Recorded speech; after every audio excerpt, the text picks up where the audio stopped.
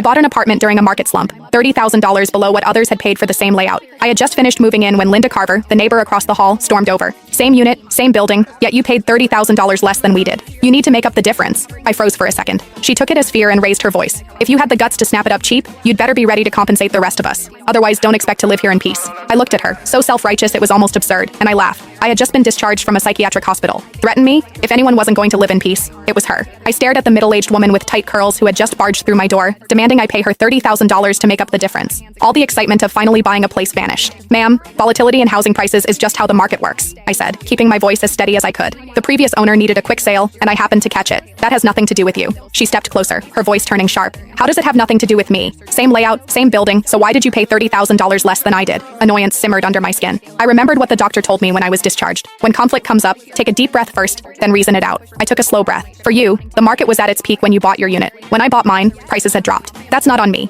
If we follow your logic, then if prices go up another $50,000 next year, are you going to pay me the difference? She planted her hands on her hips. Don't try to confuse me with all that nonsense. We live on the same floor. How can you feel okay taking advantage like that? My son's getting married soon. We need the money. You bought it cheap, so you make up the difference. If you don't fix this, don't expect to live here in peace. I let out a short laugh, irritation bubbling over before I could respond. She suddenly lunged toward my luggage, reaching straight for my bag. Where's the money? Hand it over. $30,000 and not a cent less. A flash of anger shot through me. How could someone be this unreasonable? I was just about to pull out my phone and dial 911. The moment she saw what I was doing, she spun around and headed back to her unit. As she left, she tossed over her shoulder. If you don't pay up, we'll see how long you last here. I gave a cold laugh and ignored her, shutting the door behind me. That afternoon, I went downstairs to Harper's Corner store to pick up some essentials. Denise Harper, the owner in her 50s, scanned me up and down before asking, "You just moved in? 6th floor?" I nodded. She glanced outside, then lowered her voice. "Linda Carver from 601 just posted in the resident group chat saying you bought the place to run some kind of shady business." I froze. "What?" She sighed. "You got that apartment cheap. Their family can't accept it." She pulled up the chat and showed me. The messages were filthy. Linda Carver. At everyone. What do you reckon the woman who just moved into the 6th floor does for a living? I've lived for over 50 years. I know how to read people. What decent young woman lives alone in a place that expensive? You all know what that means. Now that you say it, yeah, that's suspicious. Where would such a young girl get that kind of money? Those kinds of gigs out there pay fast. Don't let her ruin the atmosphere of this place. Heard she's not bad looking? That makes it even more likely. Anyone got her contact? Just curious? Haha,